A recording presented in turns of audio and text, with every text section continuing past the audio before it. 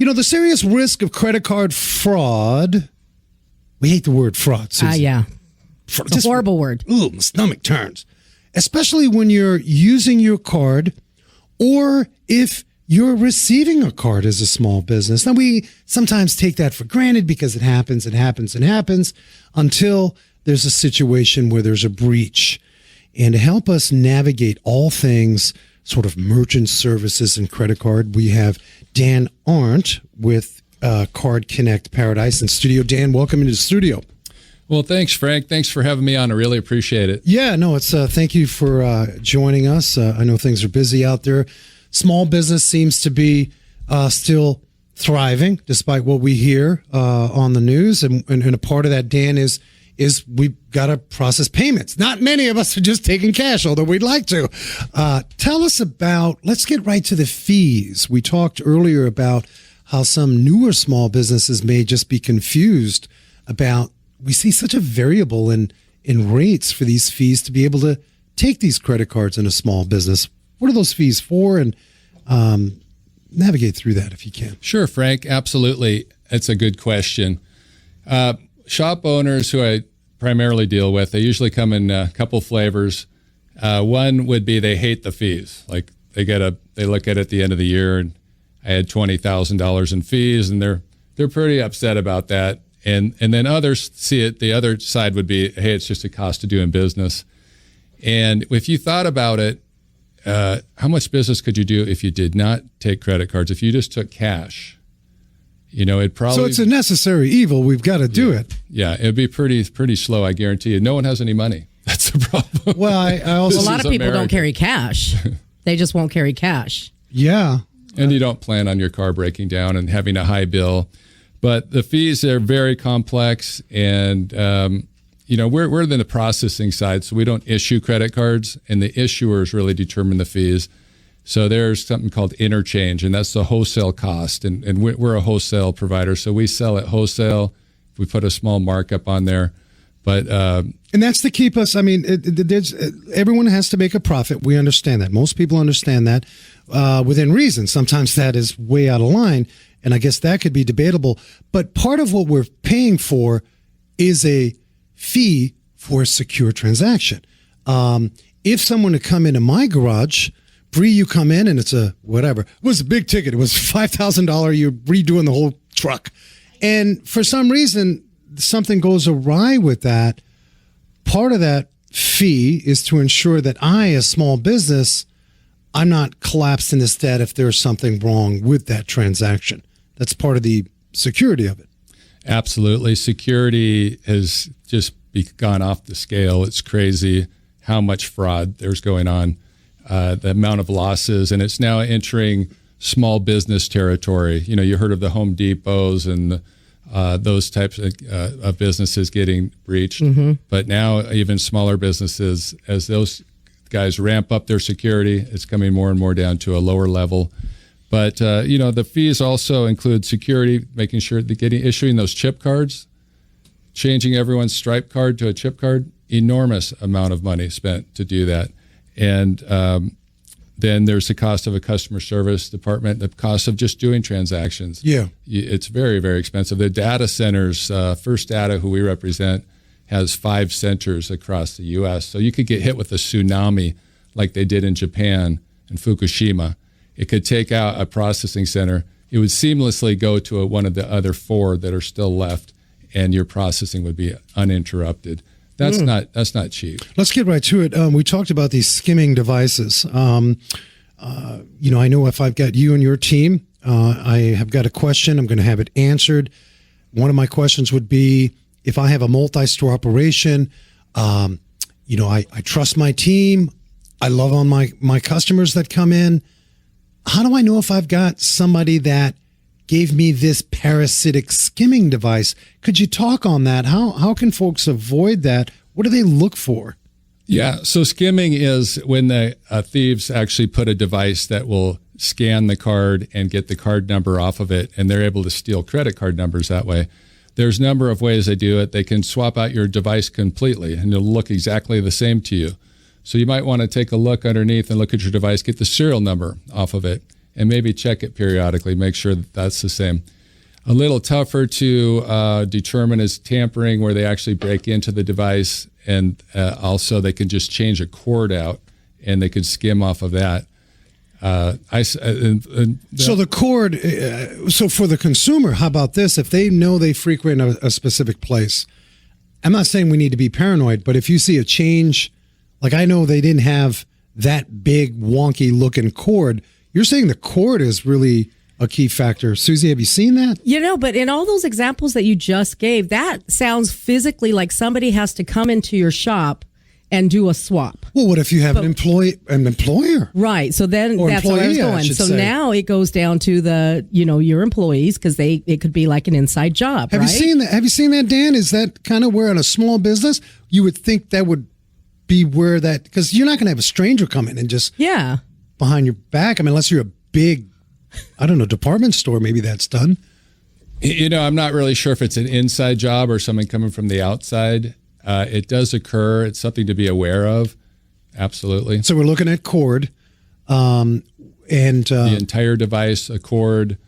They could actually even break into the device, open it up, and enter something in that device. That's why at CardConnect we're the only company that has P2PE. That's point-to-point encryption, meaning the device comes directly from the manufacturer in Genico, directly to the consumer, you at your shop.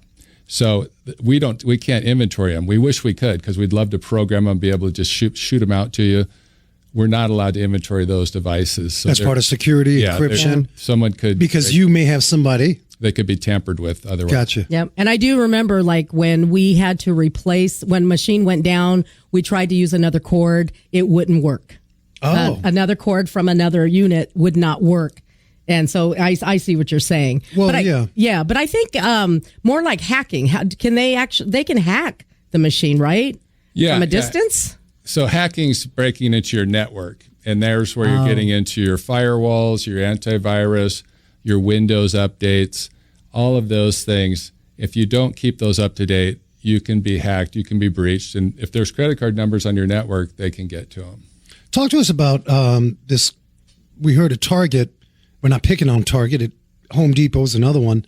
How does something like that go down where thousands? I mean, is it just literally they've picked on these machines and then they've had thousands of customers for 30 days do this and off they go with their credit card numbers on a spending spree?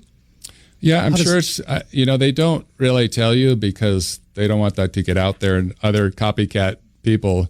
And even if, as far as if your shop was breached, I couldn't tell you, because it could literally 60% of the shops that get breached are out of business in 90 days. So you really don't want to go public with that information. And they keep that. But as far as how they're breached, I bet it was some type of skimming, or just breaking into their network and getting into their database of card numbers. But these are millions and millions of numbers that are stolen from these big stores. Could a credit card actually cause an issue? So if I swiped a card that had malice, some sort of code to damage the machine, so that the next person, if I can ask that, slides a good card? I mean, is that I don't think even a question? that could do anything. All right. I figured I'd ask. Leader of Target department store credit card fraud scheme sentenced to 6.5 years in prison. I mean, it goes on. Wow. And so we talked about this cord physically. What about ATMs? Like you trust, if I go to B of A or Chase or Wells Fargo, we're always in a hurry. We need our money. What can we look for there? I think the risk of being skimmed is definitely possible. I was at a gas pump and I noticed 2 swipe devices. What was the other one for? Oh. I'm thinking it's probably for skimming, right? So they're pretty blatant. Did you bring it to somebody's attention there, Dan? I did. Good job. Guess 30 years in the business. That's his business. He's going to say, hey, you got a problem out here. The more important question, did they do anything about it? No. Oh. They're at the counter. They had no idea what I was talking about. And I just had to leave. No. I couldn't convince them. Well, they say still there. that's a frequent volume-based point of potential of attack to fraud is at the gas station. Because, I mean, I don't know. As consumers, I'm one of those I want to pay and go. Like really easy to slap a device up there, right? Double stick tape, and enough people will just mindlessly swipe through it, and they do that. Wow, that's crazy. Yeah. Now, and if someone steals it, I'm sure the device is like $3 or something, right? Right. So I know that I am a big proponent of tap to pay. I love just taking my chip and tapping the top, or even with my phone. That near field communication, am I opening myself up more? Are we going to get hijacked? Fraud? Like, is there somebody in a car? If you're conscious or not. Well, I don't know if I'm conscious. I like to spend money. Have you seen the terminal list? I have not. There's an accident. The guy grabs his phone and puts it up. The guy's dead in the car, puts it up to his face. The phone opens and he hacks the phone and gets all the information off of some big cheese's phone, right? That's ruthless. So if they have, I think I really love tapless or tap to pay as well. Yeah. I think it's great. I mean, it's your fingerprint or your face, which is absolutely unique. So it's really tough to steal that. Well, that's on the phone, but like just my bank card, I can tap to pay with that. That's in my back pocket. It can fall out. They say also, Dan, because the gas station is a major volume. Yeah. We all got to hit the gas station. I know you're kicking the pump, whatever, while our leaders are saying it's under $4 and so whatever.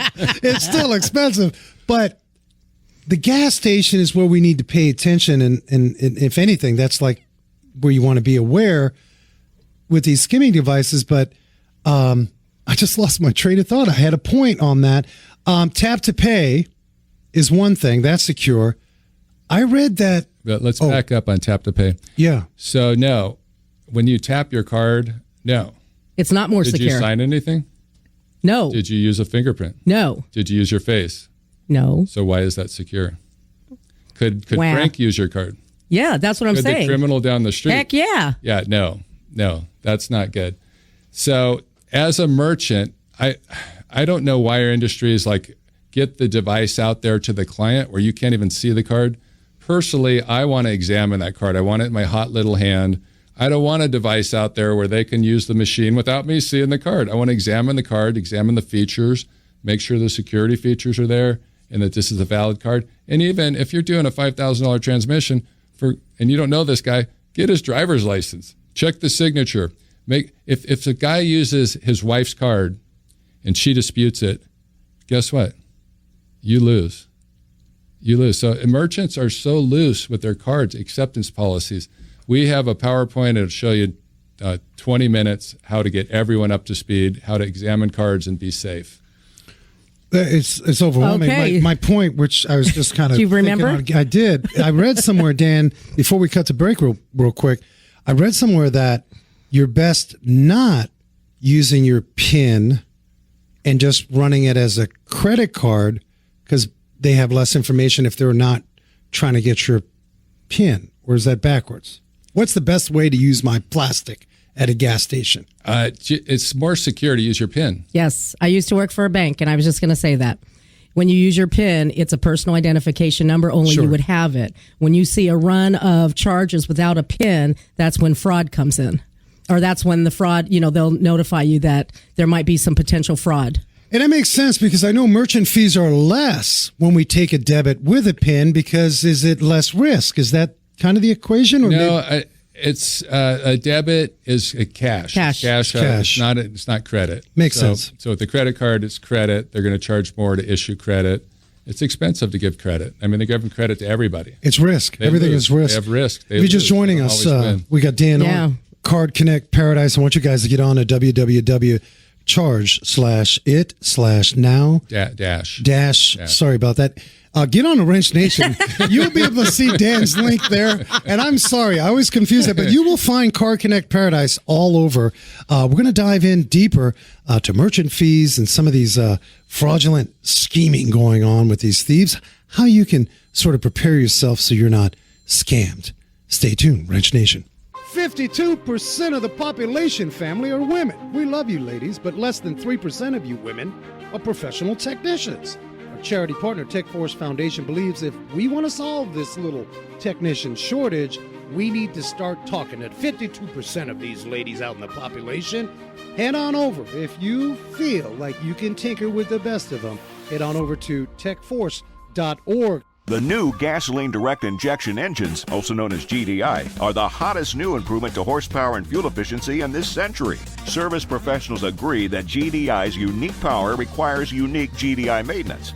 BG Products has the most current and effective GDI maintenance available in over 20,000 shops, and they back it up with a lifetime BG protection plan. Go to bgfindashop.com. That's bgfindashop.com. If you have a GDI engine and you want it to last, remember 2 more letters. Now, I got to tell you, I'm pretty excited about this. We have a benefits portion of our website, WrenchNation.tv, where we've got benefits for the Wrench Nation community, which is really protection for you, your family, your team.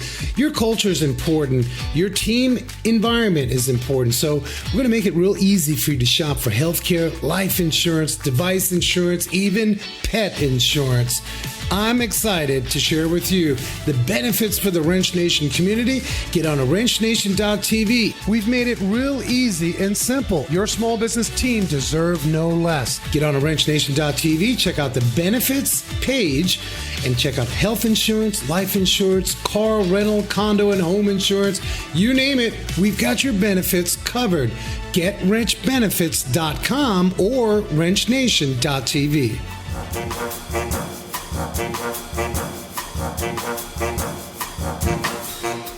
Right on. Welcome back. Frank and Susie hanging out with you. Dan Arndt with CardConnect Paradise. We're talking credit cards. Merchant services is an all-encompassing. It's a whole deal. It's not just machine, and that's that.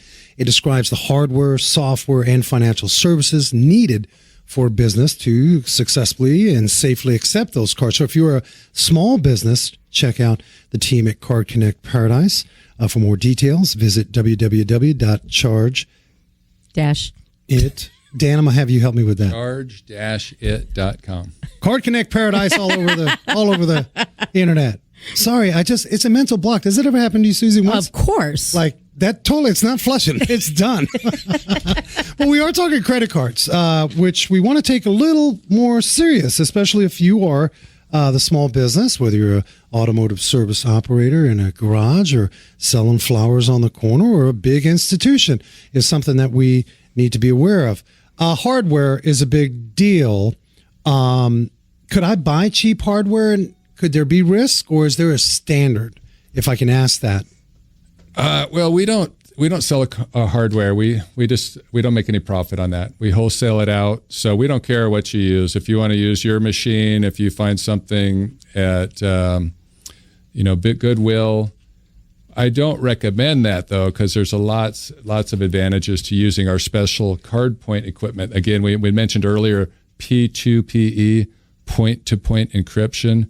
That machine's been sent directly from the manufacturer to you, the merchant, with no one passing no hands in between, no chances of breaking into that machine or breaching it.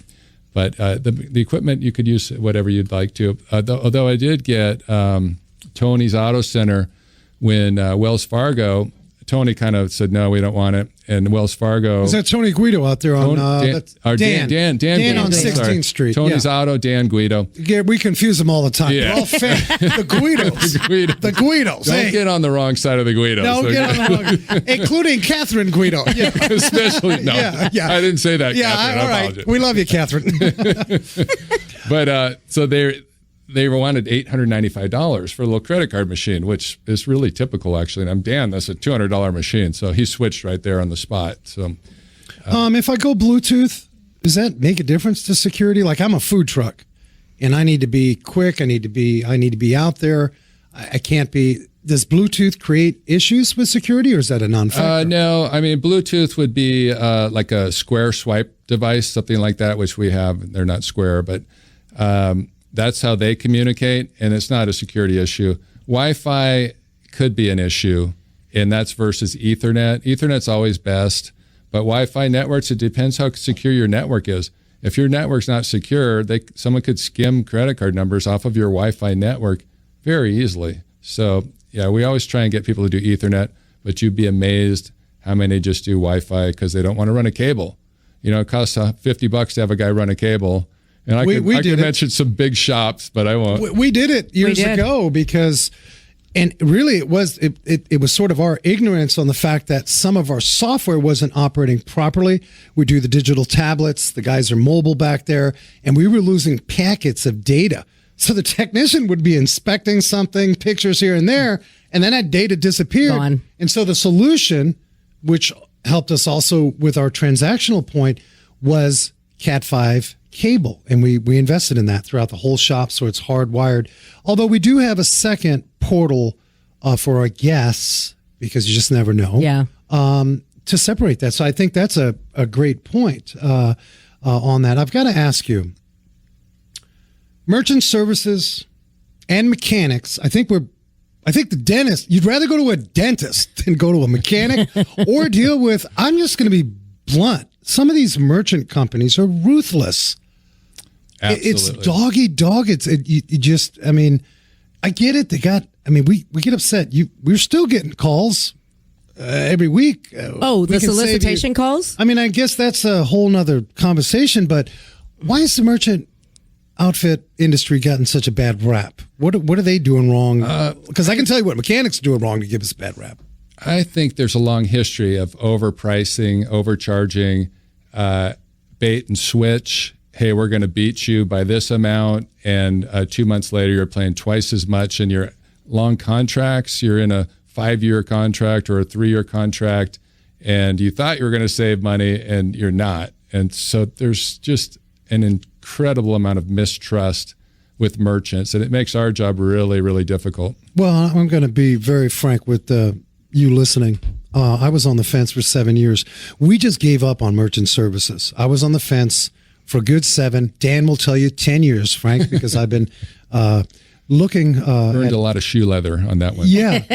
And I'll be honest with you. What we think about is, okay, these calls can be annoying, all this bait and switch. But as a business owner, you just kind of give up and you just say, okay, well, I'm just going to pay that. And they're all alike. That's like pinpointing all mechanics are going to screw me. That's obviously not the case. All roofers are going to screw me. Not the case.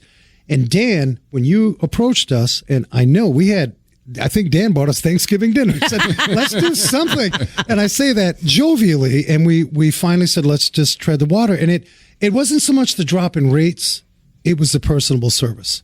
Because we're in a personable business. And a lot of you are now. You're small business. The worst thing you want to do is have a problem, Susie, and you're on the phone 2 hours, which costs you time and money. Oh, yeah. Or your staff is on the phone. And Dan, I want to thank you for that. You guys at CardConnect, your team are rock stars. And you keep my wife happy. Thank you. Because she's tough to keep happy. And it's funny because, anytime that I would get solicitation calls at the shop about merchant service, I would politely tell them, look, let me just tell you honestly, we are exclusive and dedicated to one person, and we do it as a group in the ASA industry. So you can just take us off your list. Yeah. And they are very, they're very nice. And they're like, okay, well, thank you. But yeah, I would always campaign for you. Automotive Service Association, ASA, of course. Dan, we do want to thank you as well, not just in the automotive industry, but you support a lot of industries. Don't you want to do business, people, with those that support the very industry? Whether it is they bought the dinner for that association meeting. Yeah. Whether it was they supported a gifted trainer to come out to a seminar or an expo. That, to me, oozes relationship. So it gets to become more than just, I'm just shopping for fees. And honestly, I had to convince my wife because she's hard. Yeah. Right? I said, no, honey, this is supportive. And Dan, you guys are supporting the industry, man. Yep. You can't. We appreciate that. Yeah, thank you very much. And it takes someone who's supportive to appreciate that. And you offering the Wi-Fi to your clients. And I notice it in your shops that you really are customer service oriented. Unfortunately, but fortunate for me, not many people in the credit card processing are they're just thinking about themselves. And they're just thinking, how am I going to make my next buck? And it's really great. I love having a relationship with our clients. I smack myself. I said, man, Dan was truthful from day one. He was 10 years ago. He wasn't some guy hiding under. He wasn't some guy under the tree My apologies on the music. He wasn't some guy under the tree somewhere slinging coconuts, trying to sling us a deal on coconuts and merchant services, because sometimes you just feel that way. And I don't want to beat a dead horse, but where can folks find you, Dan? You can find us at charge-it-now or Google CardConnect Paradise. Also, our phone number is 800-295-0819, 800-295-0819. Yeah, I mean, that's awesome that, we get down into the personable. We all want to handshake our doctor. Hopefully not a lawyer, but your lawyer. And we need to add to the list our merchant That's right. provider. That's right. And you're a Dan rock star. likes to build relationships. But That's the best thing. We're not letting you go. We're not wrapping it up yet. We have a few minutes here. All the rage right now when it comes to currency transaction, and that's digital. Bitcoin, Ethereum, all of this stuff. Half of us, we're faking it. We don't know what the hell we're talking about. And there's a tulip mania that's been, let's just face it. Now, I'm not saying that's a whole nother conversation about what people were chasing as far as whether they were investing or trading. I don't want to get into that. But will monetary transactions go completely digital? And I think they are. What's your take? And then is a company like yours prepared to do that?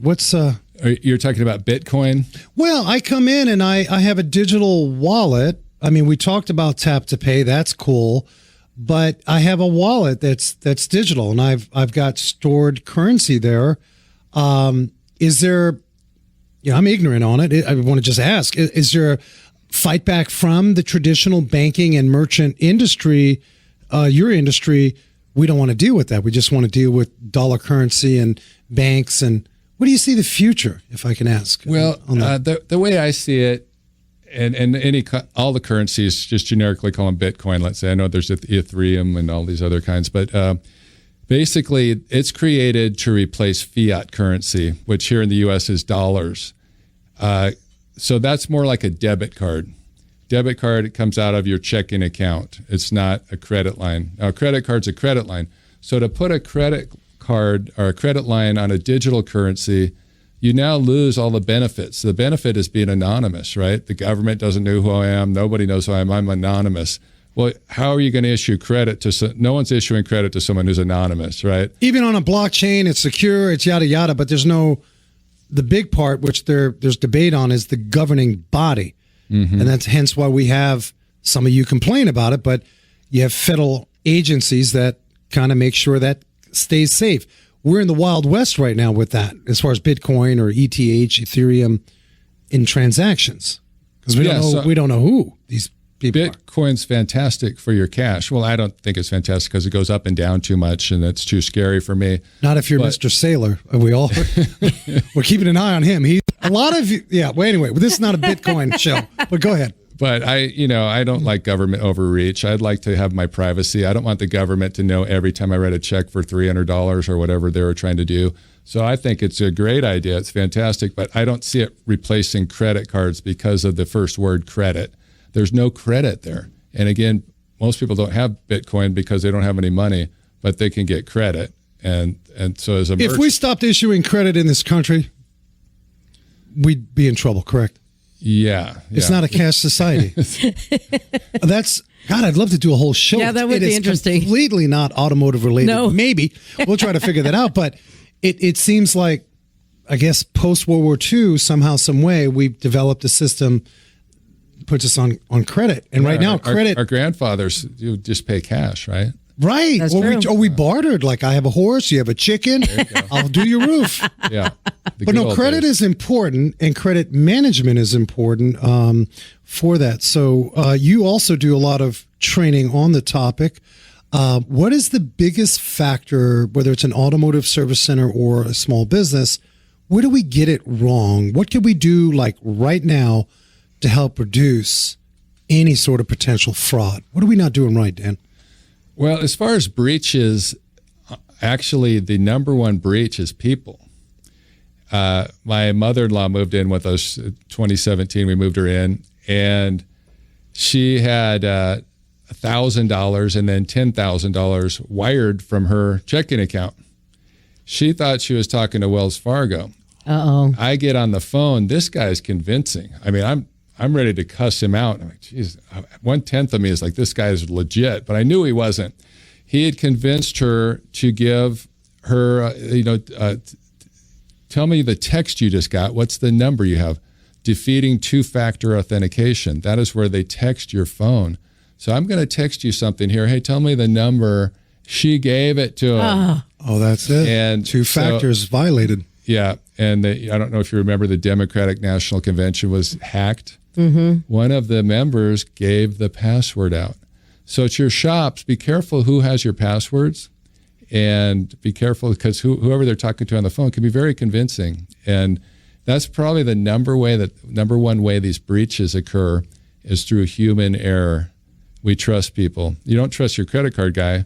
Well, we trust you, Dan. No, that's a good point. I think we train on all this stuff under hood. Maybe we get some management training, some service advisor coaching, how we can be better for a better consumer experience. But we forget about the little things that could be huge. And that's that transactional experience.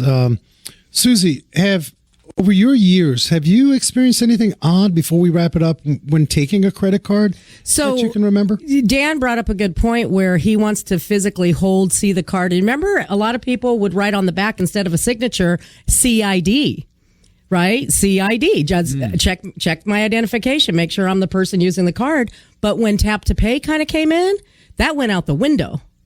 It kind of did, but we should still see the ID. Yeah, no anomalies that I can think of other than, somebody running the card several times and, let me try this card, and eventually find a card that works. I mean, that's not out of the norm. That's just poor money management, right? Yeah, that's a good idea. I had never heard that. That's a great idea. So they want you to check their ID because they don't want their card breached and stolen and used by somebody. But you guys are pretty good. Auto repair is really good on chargebacks. They're small, but when they do occur, they're big. They're big ticket. What industry gets it really bad for merchants? I'm glad you asked that. Hotel. Oh, hotels. Is just absolutely horrible. Yep. And people will stay in there. The wet bar. I didn't drink all that. Well, they'll check in with a fraud card and run up this huge bill and then charge it back, or whoever's card it was will be charged back, or they use the wife's card. They just study the manuals on how to do chargebacks. So there's this thing, friendly fraud, where I'm an e-commerce site. Susie, you buy something from my site, you keep the goods, and then you say, I never received them. I never received them. That's another big problem, my understanding. Yeah, I don't know how. Why do they call it friendly fraud? That's my worst friend. I'd be like, you rat bastard fraud. But there's so much. And I think at the end of the day, having a relationship that's a little more than just a stale statement of what you paid in fees every month. And you guys are Rockstar. You lead some of the most progressive fee structures. We learned the hard way, coming to the plate 10 years later than we should have. But it's just nice, Susie, to have that phone call, because owning your business as an entrepreneur, you got to protect every angle, and you can't be everywhere every time. You need good people. Yep. But like Dan's opened it up in the beginning, it was either $20,000 at the end of the year or just the cost of doing business, right? I mean, that's just the way it is. Let me ask you, some states, before we wrap it up, some states like gas stations, they charge like 10 cents. Some people don't understand. Why do I got to pay 15 cents or 20 cents? Or on a credit California, card. Whatever, 70 cents, whatever you guys get out there. But that's to offset those fees because margins are slim on gas. A lot of you don't think that right now, but for the most part, so they would lose a lot of money if they were set back by fees with these merchant fees. Yeah, so there's a two-tiered system. You could have a cash or credit price, and your cash price will be lower than your credit price. We can do that for any merchant now. We weren't able to do that at one time. You can surcharge. You can't surcharge debit cards, though. So some of these companies, they'll out marketing these products, and you could be subjected to humongous fines. One of our auto shops, he had this smoking 1% rate we're getting you, right? And but he surcharged his customers 3.5%. Oh, no. Talk Oh, about no. greed. Well, that's ethically, that's just not greed. right. Yeah, man, that's not cool. And so he didn't realize you can't surcharge debit. Well, one guy was an attorney who went in there, they got sideways and turned him in to the associations, the Visa, MasterCard associations. And sure enough, he got a letter that, you're going to be charged $25,000 if you continue to do this. So I had to call the guy and say, look, man, you can't, you got to just only credit cards. You can't surcharge debit. And also took him off the program and put him on the regular program because that was, You had to send him you're back not to allowed to make He money. got off of it. downgraded. You sent him back to boot camp. I like credit card boot camp. Dan Arndt, president of CardConnect Paradise. CardConnect Paradise. You find that all over the internet. Dan, thank you so much for hanging with us. A lot of good information. You bet. Thank you so much. I really appreciate it. Susie, good show. I learned a few things. Great show. And it don't matter. You say, I've been doing this for 30 years. No, you Yep. learn every day. I'm going to continue to use my Apple Pay. Yes. It's secure. All things tap to pay. That's right. You guys rock. We got a great show coming up next week. We have a very special guest that's going to join us about all things radar, LiDAR. How do we synchronize all these sensing devices to make your car automatically steer out of trouble and so on?